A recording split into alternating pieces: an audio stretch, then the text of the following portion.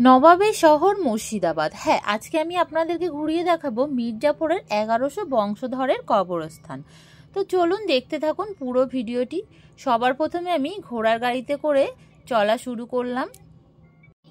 ইতিহাসের পাতায় রয়ে গেছে নবাব মির্জাফরের নাম। এই সেই নবাব মির্জাফরের 1100 বংশধরের কবরস্থান। এই জায়গার নাম জাফরাগঞ্জ। নবাব মির্জাফর এই জায়গার নামকরণ করেছিলেন জাফরাগঞ্জ। নবাবের নাম আসলে মীর মোহাম্মদ জাওয়ার খান।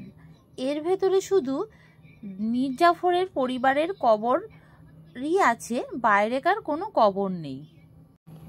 এখানে যে এই যে ঘেরা কবরস্থান দেখতে পাচ্ছেন, ওই যে বাদিকে ওই ঘেরা কবরস্থানের মধ্যে হলো শুধু মেয়েদের কবরস্থান। যেহেতু মেয়েরা পর্দা করে থাকতো, তার জন্য এখানে মেয়েদের কবরস্থান রাখা হয়েছে। আর বাইরে কবরস্থানগুলো নবাব মির্জাফরের বংশধরেরা আছে। ইতিহাসের পাতায় 18টি নবাবের কাহিনী লেখা আছে। এখানে কিন্তু সব যে নবাবের কবর এখানেই আছে তা নয়। এখানে কিন্তু যার যার কবরস্থান, যার যার মানে বাসস্থান জায়গা, সেখানে কিন্তু নিয়ে যাওয়া আছে।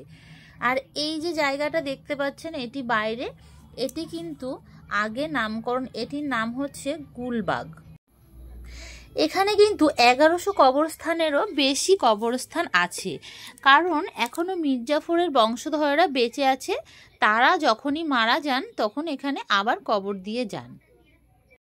নবাব মির্জাফর 3টি বিয়ে করেছিলেন। 1757 সালে পলাশী যুদ্ধ শেষ হয়ে যাওয়ার পর শুরু হয়েছিল নবাব মির্জাফরের নবাবিয়ানা।